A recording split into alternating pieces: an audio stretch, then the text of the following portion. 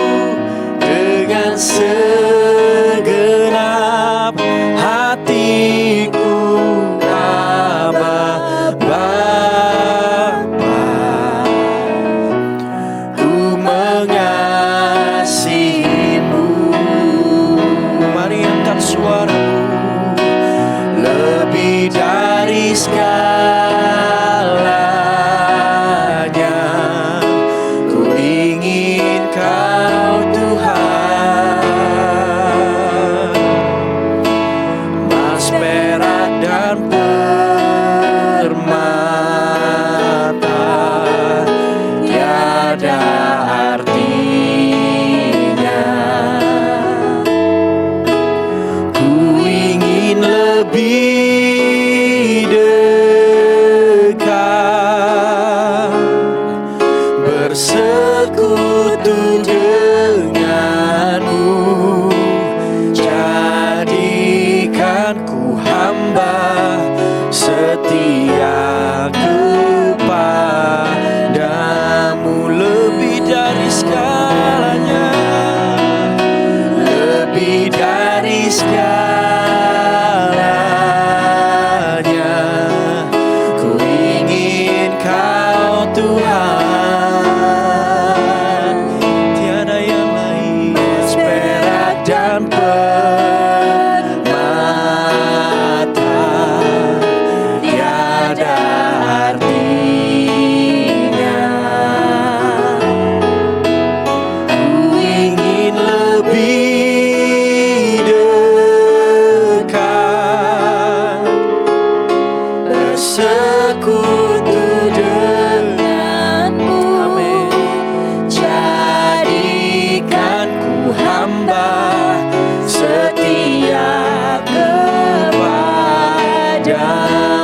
Jadikan ku hamba Tuhan, jadikan ku hamba setia kepadamu.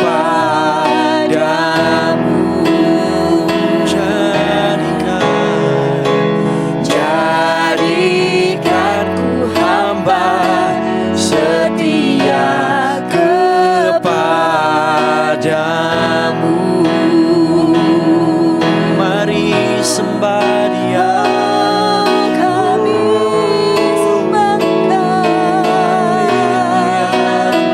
kami tinggikan nama-Mu Tuhan. Shikirana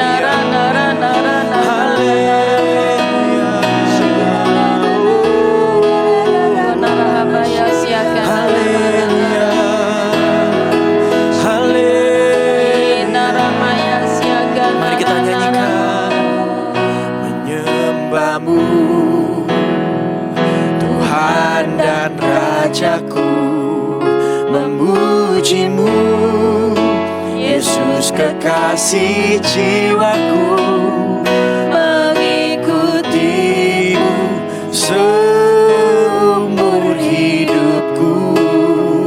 Di hadirat-Mu bahagiaku penuh, menyembah-Mu, menyembah-Mu,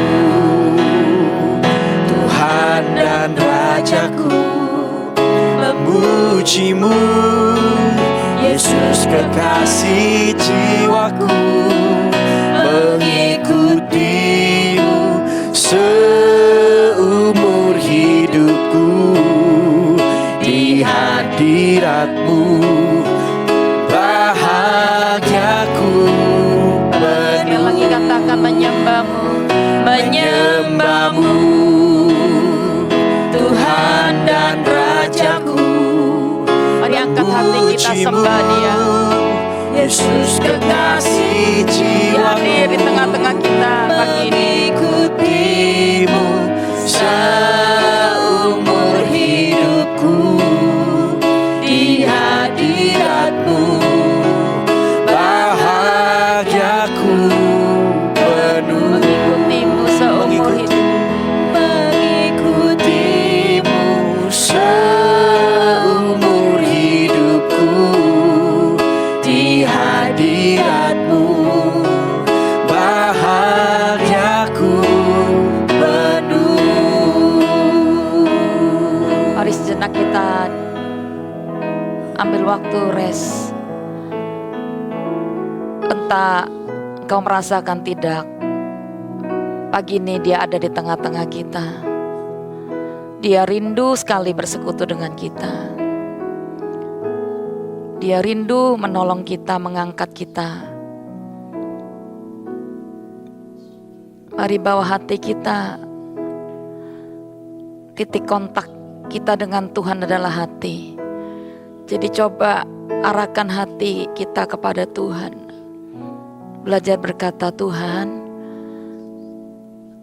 aku datang membuka hatiku, aku rindu mengenal-Mu, aku mengasihi-Mu Tuhan, aku percaya kepadamu. Makasih ya Tuhan. Hamba berdoa pagi ini buat setiap umat-Mu dimanapun mereka berada. Siapapun mereka, apa yang mereka sedang gumulkan, entah keadaan mereka baik atau buruk, entah mereka ada di gunung atau di lembah, aku melepaskan berkat. Biarkan pagi ini mereka diberkati. Kalau ada yang sakit, mengalami kesembuhan. Kalau ada orang yang sedang terpuruk, iman mereka kandas karena pergumulan, aku minta angkat iman kami di hadapan-Mu.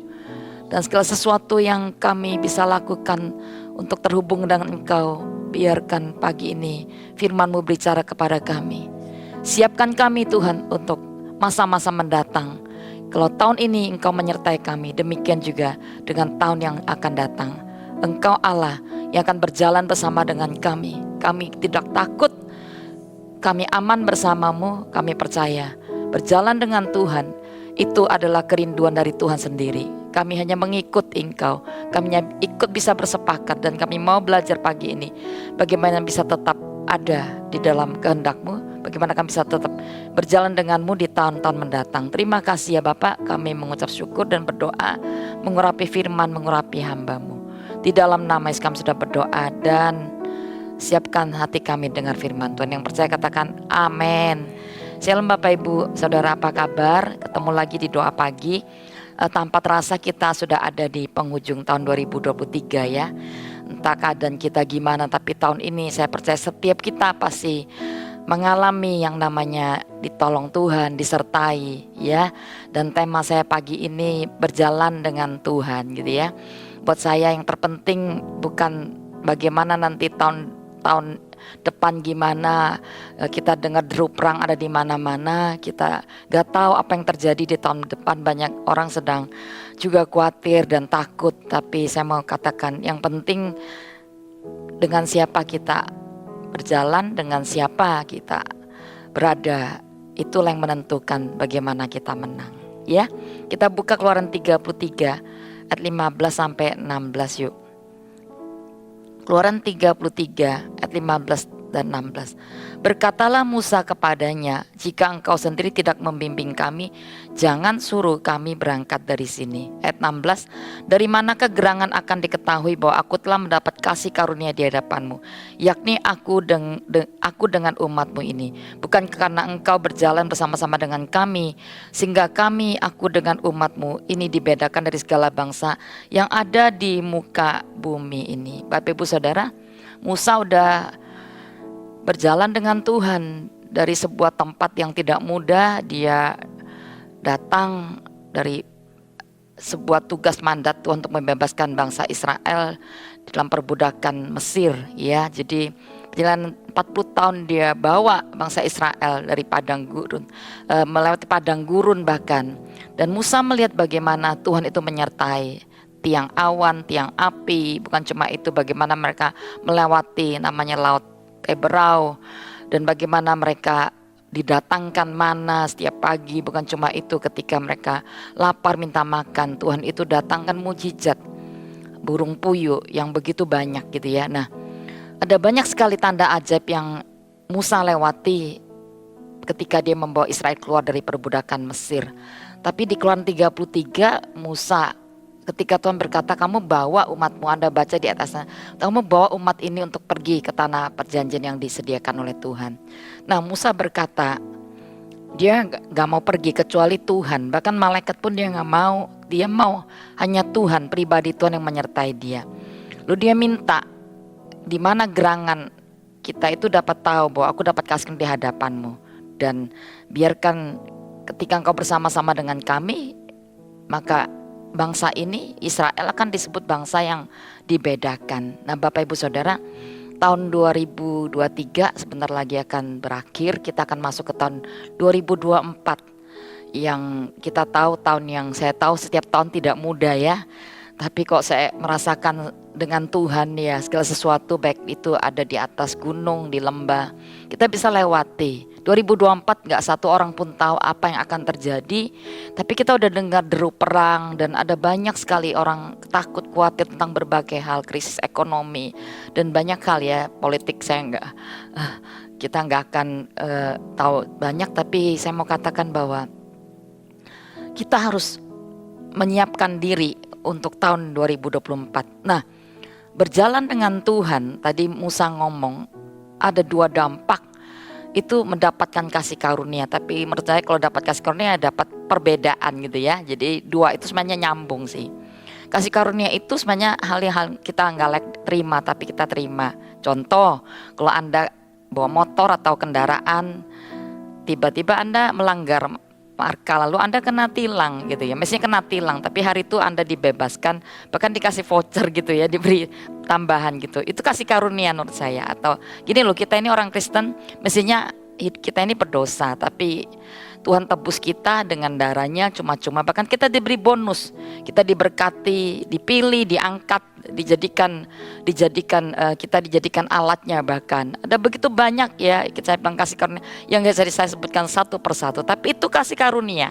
Nah, itu yang membuat kita ini dibedakan gitu ya. Nah, Musa minta biarkan umat Israel ini dapat perbedaan gitu. Nah, tahun depan saya yakin sama juga dengan 2023, tentunya kita minta apapun kondisi dunia, mau kegelapan seperti apa, mau keadaan goncangan seperti apa, pergeseran apapun yang terjadi, saya mau katakan bahwa kita umat Tuhan harusnya aman, tenang.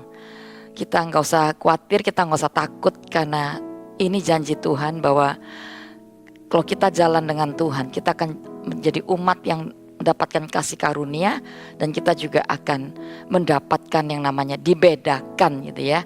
Bukan aneh-aneh, tapi dibedakan itu ya, saya tahu kita juga melewati.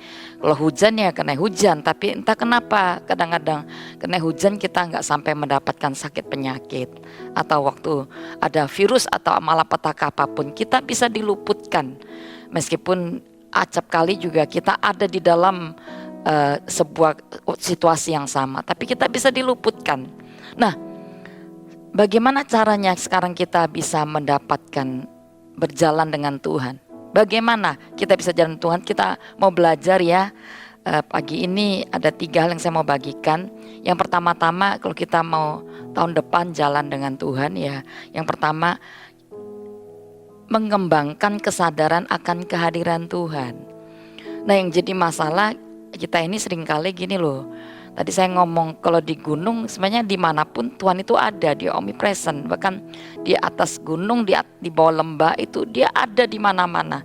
Tapi yang menjadi masalah seringkali waktu kita ada di sebuah masa di mana kita menikmati, mungkin kita lagi diberkati, ada promosi Tuhan, segala sesuatu berjalan dengan baik, gak ada crash dengan rekan, di dalam pelayanan, dalam pekerjaan, keluarga juga semuanya baik-baik, tidak ada yang mengalami sakit, pergumulan. Kita merasa Tuhan itu ada dan dekat gitu ya. Nah, tapi ketika kita sedang alami sebuah titik rendah di lembah gitu, sepertinya kita mengalami banyak hal yang buruk gitu ya. Kita mengalami udah ada yang sakit di keluarga, mungkin di pekerjaan juga dalam pelayanan kita mengalami beberapa hal yang tidak mudah. Anda mungkin di PHK gitu ya. Kita mungkin mengalami banyak hal juga di pelayanan dan kita merasa wah Tuhan ada nggak ya di situasi gitu. Bapak Ibu Saudara, Tuhan itu ada di segala musim hidup kita.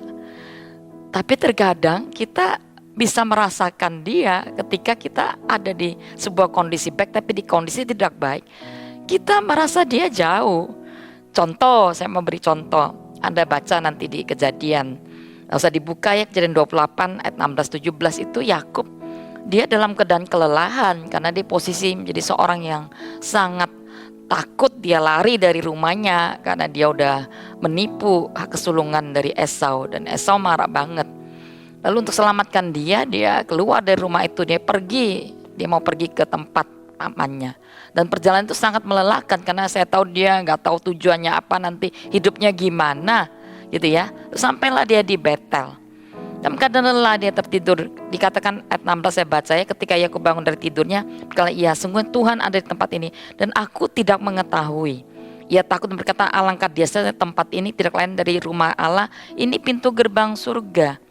Kalau kita bisa setiap hari, setiap waktu, bahkan nanti tahun depan, apapun yang terjadi, kita sadar di mana kita berada, itu adalah pintu gerbang surga. Artinya Tuhan itu kita bisa akses surga setiap waktu, kapan kita mau, bahkan kita bisa merasakan bahwa Tuhan itu hadir. Nah, ketika Yakub dalam kelelahan dia tertidur, bahkan dia dapatkan ini, ternyata Tuhan itu ada di daerah di mana dia ada. Jadi dalam kelelahan kadang-kadang kita nggak sadar, kita capek, kita lelah berperang, kita lelah menghadapi begitu banyak situasi hidup yang nggak selesai mungkin. Kita bisa kayak Yakub, bahwa kita merasakan Tuhan itu nggak ada. Dan di sini berkata, saya nggak tahu loh nih Tuhan itu ada di tempat ini. Kita nggak tahu bahwa Tuhan itu ada di setiap tempat, di setiap musim, setiap situasi hidup kita. Dimanapun kita dalam keadaan jurang paling gelap, itu dia ada. Jadi saya mau katakan Bapak Ibu Saudara, kalaupun hari ini engkau sedang mendengarkan doa pagi ini, dimanapun engkau ada, situasimu mungkin dalam keadaan yang tidak baik, dalam keadaan sebuah kegelapan, lembah itu bicara sebuah tempat yang benar-benar merosot ke bawah. Saya mau katakan, angkat hatimu dan percaya dia ada. Dia ada. Ketika Anda berkata, iya Tuhan ada, maka dia akan hadir. Karena waktu kita berkata dia ada, kita bisa rasakan dia. Kalau kita merasa banyak sekali pergumulan itu yang kita rasakan, maka Tuhan itu serasa jauh.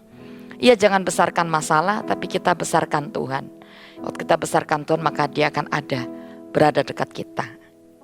Yang pertama itu. Yang kedua, Oke, yang pertama kita nyambung kepada kalau Anda mau kembangkan kesadaran akan kehadiran Tuhan, maka kau kan harus mengembangkan kedekatan kita dengan Tuhan.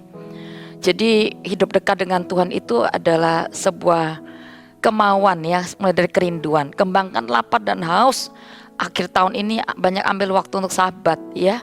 Lalu kita udah sibuk sepanjang tahun ini, waktu-waktu di mana kita masih ambil waktu untuk mencari Tuhan, mendekatkan diri, membangun hubungan dengan Tuhan, supaya kita bisa mengembangkan kesadaran hadirnya Tuhan, yaitu kita mengembangkan kedekatan kita dengan Tuhan. Israel itu hanya pengen lihat mujizat Tuhan, tapi beda dengan yang namanya Musa tadi. Dia mau pribadi Tuhan. Tuhan itu bukan cuma kuasa, iya dia penuh kuasa. Dia Allah yang bisa buat mujizat, air berubah menjadi anggur, laut Teberau bisa kering dan Israel bisa jalan masuk ke dalamnya. Setelah itu mereka lewati, ketika musuh masuk, laut itu kembali tutup, lalu musuh itu habis sekali peperangan gitu. Jadi Tuhan itu memang pembuat mujizat. Tapi kenali Tuhan bukan karena dia buat mujizat aja, tapi kenali dia karena dia pribadi. Maulah kita datang mengenal dia sebagai seorang pribadi. Dekatkan diri kita, sapa dia setiap pagi. Roh Kudus gak pernah jauh dari kita. Roh Allah itu ingin mendekat pada kita. Jadi kita harus punya sebuah naluri kalau kita mau mengembangkan kesadaran akan hadirnya Tuhan, kita juga harus mengembangkan kesadaran untuk membangun hubungan kita dengan Tuhan. Jadi akhir tahun ini banyak ambil waktu, dekatkan diri kita, dekatkan hidup kita. Lapar dan haus itu dimulai daripada kita untuk kita mengembangkan setiap hari. Iya, dan mulai abaikan hal yang mungkin hari ini mencuri perhatianmu, kesibukan apa aja yang penting kita harus ambil waktu untuk lakukan perkara-perkara yang penting, tapi yang tidak Anda drop untuk kita datang dan mendirikan, membangun hidup kita untuk mendekat kepada Tuhan. Itu poin pertama. Yang kedua, berjalan dengan Tuhan artinya bersepakat dengan Tuhan. Amos 3 ayat 3, berjalankah dua orang bersama-sama jika mereka belum berjanji? Mazmur 81 ayat 13, sekiranya umatku mendengarkan aku, sekiranya Israel hidup menurut jalan yang kutunjukkan. Bapak Ibu Saudara, kalau kita mau jalan dengan Tuhan, ya sepakat dengan Tuhan. Bagaimana dua orang bisa jalan sama-sama kalau dia nggak bersepakat? Nah, Mazmur 81 ayat 13 tadi ngomong sekiranya umatku mendengarkan aku, sekiranya Israel hidup menurut jalan yang kutunjukkan. Wow, maksud Tuhan gini, kalau saja umatku Israel itu mau dengar aku, dengan tuh aku mau jalan dengan aku, mau menurut jalan yang kutunjukkan, maka hidup mereka pasti penuh dengan berkat, diberkati, dan mereka nggak perlu mengalami banyak kesukaran, bahkan nggak perlu lewati padang gurun sampai 40 tahun. Bapak Saudara, jangan lawan Tuhan ya. Di poin ini saya mau ngomong, jangan melawan Tuhan, karena saya tahu hidup kita ini selalu hidupnya ingin mengikuti kemauan sendiri. Daging kita seringkali ingin mengikuti apa yang nikmat, apa yang baik buat kita, tapi belum tentu itu adalah kehendak Tuhan. Saya kasih contoh ya, Yunus itu mestinya dikasih mandat pergi kemana? Nineve kan. Tapi dia nggak mau, dia pergi ke Tarsis. Nah sebenarnya kalau dia nggak pergi nggak perlu ke Tarsus sih, maksudnya gini, dia nggak pergi Nineve, jadi dia udah melawan Tuhan. Dia udah menuruti apa yang Tuhan kehendaki. Nah, banyak kita, seringkali kita merasa itu bukan sesuatu yang fatal. Tapi menurut saya kalau kita gak bisa mengikuti apa yang Tuhan mau kita di sana, seringkali kalau Tuhan berkata berjalanlah maju, ternyata kita masih tinggal di tempat. Bapak Ibu, kita akan melewati padang gurun, dan itu bisa putar-putar, atau waktu kita diminta untuk berjalan ke kanan, kita ke kiri aja kayak si Yunus. Dan kita akan mengalami banyak sekali badai, sengsara, padang gurun yang saya tahu bahwa Tuhan kadang-kadang kalau sudah kita seperti itu karena kita berbuat. Tuhan kadang-kadang akan buat begitu lama perjalanan itu. Dan kita bisa loh mengalami benar-benar sepertinya Tuhan itu gak di dalamnya. Dia tunggu kita sampai Yunus bertobat sehingga baru Tuhan melakukan sesuatu. Memang saya gak bilang bahwa kalau kita dengan Tuhan itu kita gak lewati badai. Tapi saya mau katakan Israel pun waktu dengan Musa lewati badai. Maksudnya lewati. Menurut Yesus juga gak lewati yang namanya badai waktu mereka dalam perahu. Tapi ada Yesus di sana dan badai itu bisa diredakan. Dan waktunya itu gak perlu sampai lama kan. Maksudnya gini, kalau kita mau jalan dengan Tuhan tahun depan, belajar sepakat ya. Kembangkan naluri untuk kita dengar-dengaran dengan Roh Kudus. Jadi kalau tadi Anda intim dengan Roh Kudus, Anda dekat dengan Tuhan, Anda pasti bisa dengarkan dia berbicara. Dia akan mengarahkan Anda untuk maju atau jalan. Dan acap kali dia akan bersuara sih, lewat firman-Nya, lewat mungkin suara batin kita, lewat firman yang Anda dengarkan khotbah, waktu Anda ikutin ibadah, waktu Anda ada di sebuah kelompok sel, waktu dimanapun Tuhan bisa berbicara sebenarnya. Tapi kalau kita mulai keraskan hati, kita abaikan ya, lama-lama dia gak akan bersuara lagi. Dan itulah yang membuat banyak orang Kristen itu tidak berjalan maju dan mengalami padang gurun yang sangat menyesakkan. Ia belajar tahun depan, mulai dari akhir tahun ini, apa aja yang kita ngalami padang gurun di dalamnya, kita berkata, kami gak mau lama, aku gak mau lawan Engkau Tuhan. Ajari aku untuk tidak berontak, ajari aku bersepakat dengan Engkau Tuhan. Kami hamba, kalau Engkau berkata maju ya kami maju. Apapun itu, kalau ada suara ketika Engkau bersitegang dengan orang, Tuhan berkata kamu harus ngampuni. Sekalipun Anda berkata aku gak salah, dia yang salah, Anda mesti belajar mengampuni. Ada suara Tuhan, Anda mesti melepaskan sesuatu hak mungkin. Loh, ini kan bagianku, kok aku mesti lepaskan. Tapi kalau Tuhan suruh Anda lepaskan, lepaskan. Dan di sana kau akan lihat bagaimana Tuhan menyertai, Tuhan memberkati engkau.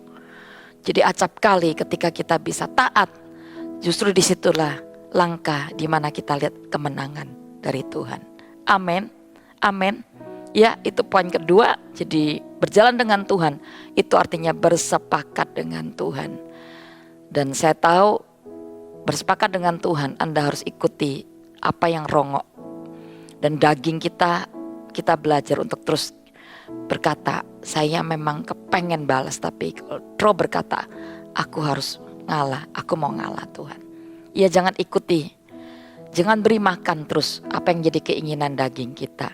Belajar dari hal kecil, kita mulai ketika kita kepengen tidur, roh berkata doa yuk, ya kita doa. Itu artinya kita mulai mengikuti roh dan kita mulai menekan yang namanya daging kita. Kalau kita pengen makan terus, roh berkata mulai berpuasa yuk. Atau kita mungkin dengar khotbah, Mbak Tuhan berkata berpuasa. Kita coba ikuti, kita mulai kurangi untuk kita mungkin hari-hari ini bisa ambil puasa 1 minggu, sekali kah 1 hari atau 3 hari, saya nggak tahu itu komitmen Anda dengan Tuhan. Anda kan melihat bagaimana Anda mulai mengikuti apa yang Tuhan mau, dan daging Anda akan mulai menurut kepada apa yang Tuhan mau dan Roh mau. Amin. Ya, oke. Poin ketiga yang terakhir, berjalan dengan Tuhan artinya berjalan dengan iman, bukan dengan perasaan. Bapak Ibu Saudara, ada kata-kata seperti ini ketika saya siapkan diri. Sampaikan kepada umatku, aku tetap Tuhan yang sama. Di tahun 2022, 2000 yang lalu, aku Tuhan yang sama berjalan dengan Israel. Aku juga Tuhan yang sama. Di tahun 2023, aku tetap tidak berubah. Kuasaku tidak berubah, kasihku gak berubah. Itu Tuhan. Jadi tahun depan atau hari ini pun ketika Anda harus berjalan dengan iman. Nah, iman itu bukan perasaan ya. Perasaan kita mudah sangat digoyahkan, tapi berjalan dengan iman itu benar-benar kita tahu, kita trust. Sekalipun kita belum melihat sesuatu yang baik di depan kita, pergumulan kita pun belum ada yang sepertinya kok belum. Tahun ini katanya tahun menabur doa dan menuai sukacita.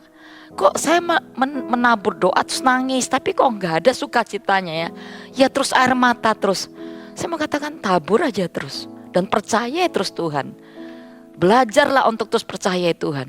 Nah, iman, Bapak Ibu Saudara, iman itu memang harus mengalahkan kemustahilan. Artinya kalau tahun ini Anda sudah dapat firman, itu belum terjadi, bahkan belum lagi banyak hal, bahkan kalau bertolak belakang dengan apa yang Anda dapat. Kok saya dapat mimpi ini kok nggak terjadi? Bukan belum terjadi, tapi belum terjadi kan. Penglihatan itu masih menanti. Kalau itu berlambat-lambat, nantikanlah itu. Kalau tahun ini Anda belum mendapatkan apa yang Tuhan janjikan, ya waiting, menunggu lagi, menunggu dengan sabar, menunggu dengan percaya. Itu bagian kita. Bagian Tuhan menggenapi. Nah, kalau misalnya gini, bagaimana Anda bisa mempertahankan iman? Kalau hari ini kita enggak lagi, bahkan ada sebagian kita belum dapatkan janji lagi, belum dapatkan mimpi dan sebagainya. Anda harus ingat apa yang menjadi pernah Anda gumulkan di tahun-tahun kemarin, yang Anda sudah dapatkan pertolongan. Kalau Tuhan sudah membawa Israel keluar dari Laut Tebrau, dia melewati semua, artinya tiang awan, tiang api, berbagai kesulitan mereka. Ya Musa lihat itu, Israel lihat, mereka melihat itu. Tapi yang menjadi masalah buat Israel adalah mereka mengeluh dengan apa yang belum ada. Mereka gak pernah melihat apa yang sudah Tuhan kerjakan di belakang mereka. Jadi yang belum ada, setiap kali mereka udah selesai lihat mujizat, mengalami mujizat, setelah itu begitu ada tantangan lagi, mereka mengeluh, loh kok panas ya, loh kok gak ada air, airnya pahit, kok gak ada makanan. Mereka mulai mengeluhkan itu. Bapak Ibu Saudara, kita jangan sampai jadi seperti Israel yang mereka sebagian mati di padang gurun. Kalau hari ini mungkin kita nggak mati langsung sebagai mati fisik, tapi kita mati roh. Kita bisa menjadi orang yang mati rohani, iman kita kandas, kita burn out dalam pengharapan kita, banyak hal. Kita nggak bisa lagi lihat apa-apa tentang Tuhan. Nah, kalau kita nggak bisa, kalau kita nggak belum dapat apa-apa lagi tentang pewahyuan apapun, Anda lihat apa yang di belakang. Apa yang sudah dia pernah kerjakan. Ada tugu-tugu peringatan yang pernah kita lewati, bukan? Ada momen-momen di mana Tuhan menolong kita. Misalnya Israel bisa lihat itu, bagaimana Tuhan memberikan mereka tiang awan pada siang hari, malam hari tiang api. Mereka nggak perlu sampai mungkin ngalami matahari gimana, karena ada tiang awan. Pada siang hari dan malam tiang api. Lalu mereka juga sudah lewati berbagai macam tantangan-tantangan. Mestinya mereka harusnya lihat itu. Nah, saya mau ngomong kepada kita semua, iman itu adalah bukti dari segala sesuatu yang belum kita dapatkan, tapi kita bisa percaya bahwa itu ada. Pasti ada kemenangan. Pasti ujungnya kita akan melihat bagaimana Tuhan itu ketika dia berjalan bersama dengan kita. Kita pasti jadi umat yang dibedakan, berkemenangan dalam segala hal. Nah, saya mau ngomong kepada poin terakhir ini. Kuatkan, teguhkan iman kita. Jangan berbelok kemana-mana. Jangan jual Tuhan. Apapun yang terjadi, gak boleh kompromi. Jangan jual Tuhan. Jangan jual iman kita untuk apapun juga. Karena Tuhan kita Allah yang bisa dipercaya. Anda bisa pelajari. Kalau Anda pun gak punya pengalaman di masa lalu apapun. Kok saya hidupnya, saya yakin ada lah ya. Tapi Anda bisa lihatkan pengalaman-pengalaman tokoh-tokoh Alkitab. Israel yang ditolong oleh Tuhan, tapi mereka terus mengeluh, memberontak. Dan biarkan di dalam poin ketiga ini, saya mau ngomong pada kita, kalau nggak ada pewahyuan lagi, kalau nggak ada mimpi, kita harus mengingat-ingat apa yang Tuhan pernah perbuat di hidup kita. Apa yang sudah dia lakukan. Iya ya, saya pernah dulu hampir mati, hampir ketika aku mengalami kecelakaan, tapi Tuhan itu meluputkan aku. Jadi masalahku hari ini berbeda mungkin. Ini masalah juga tentang mati hidupnya keluargaku. Ini hutangku banyak banget, gimana kalau Tuhan gak tolong? Bapak Ibu sama. Kalau dia bisa meluputkan engkau dari maut, dari kecelakaan, dia Tuhan yang sama bisa meluputkan engkau dari semua pergumulan bahkan lebih dahsyat. Kalau dia bisa meluputkan Daud dari cakar beruang dan cakar singa, demikian juga dia bisa luputkan Daud dari Goliat. Musuhnya bisa bertambah besar, tapi Daud itu percaya bahwa yang menyertai dia tetap Tuhan yang lebih besar. Itu poin penting. Ya, saya selesai. Kita datang sama Tuhan yuk. Menaikkan pujian ini. Bila engkau tak besertaku,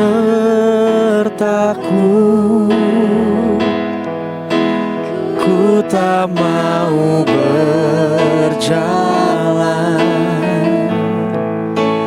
Ku perlu Tuhan, pimpin langkahku dengan kasih karunia-Mu.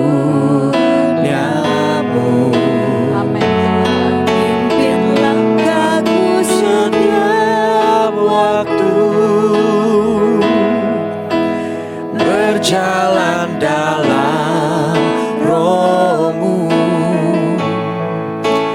nyatakan Tuhan kemuliaan-Mu, dan berjalanlah denganku.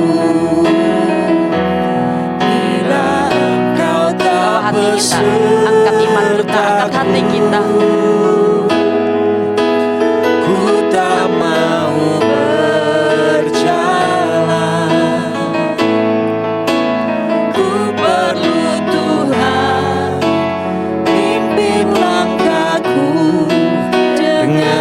kasih karunia-Mu, pimpin langkahku setiap waktu.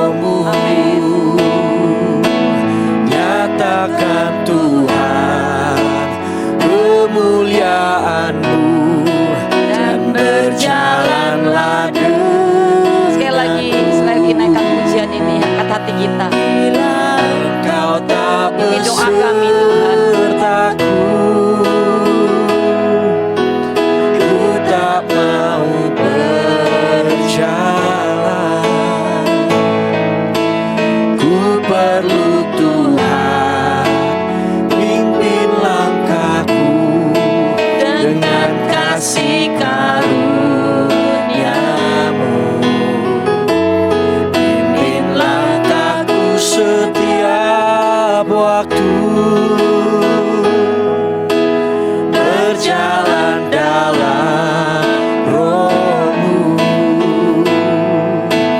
Nyatakan Tuhan kemuliaan-Mu dan berjalanlah denganku. bimbing langkahku. Setiap waktu berjalan dalam Roh-Mu. Nyatakan Tuhan kemuliaan-Mu dan berjalanlah denganku. Nyatakan Tuhan kemuliaan-Mu dan berjalanlah denganku. Kita sembah Dia, kembangkan kesadaran untuk kehadirannya tahun mendatang. Kau dekat, Kau nggak pernah jauh dari kami ya Tuhan. Kami mau bangun hubungan mendekat kepadamu. Kami mau kembangkan kesadaran bahwa Engkau hadir di mana-mana, di atas gunung, di bawah lembah. Engkau ada di setiap musim hidup kami. Di Narabayasya Kanarahabayasya Kanarahabayasya. Kami mau bersepakat denganmu Tuhan. Kami mau berjalan denganmu. Kami gak mau melawan Engkau. Kami mau taat dengan setiap tuntunanmu. Kami mau Tuhan berjalan dengan iman kami. Konarahabayasya Kanarahabayasya Kanarahabayasya. Terus bawa hati kita, hati yang takut, mari dekat dengan Tuhan. Hati yang khawatir, Konarahamayasya Kanarahamayasya Konarahabayasya Kanarahamayasya Konarahabayasya Kanarahabayasya Kanarahabayasya.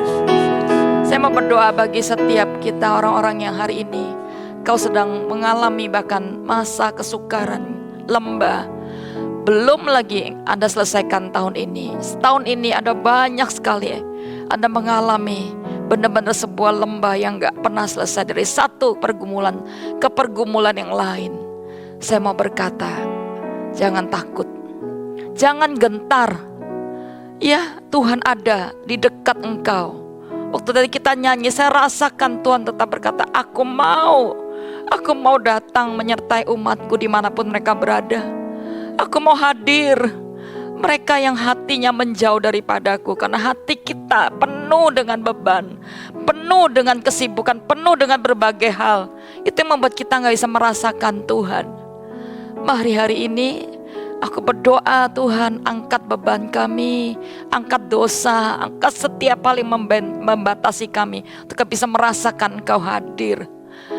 Engkau hadir Tuhan, kuatkan di setiap tempat. Kalau ada orang tua hari ini yang bergumul, ada orang-orang tua yang bergumul, bahkan mereka mengalami sakit, mengalami masa-masa yang tidak mudah, tentang keluarga mereka, anak mereka, aku minta pertolongan-Mu. Kau jama-jama yang sakit, lepaskan setiap ikatan juga ya Tuhan.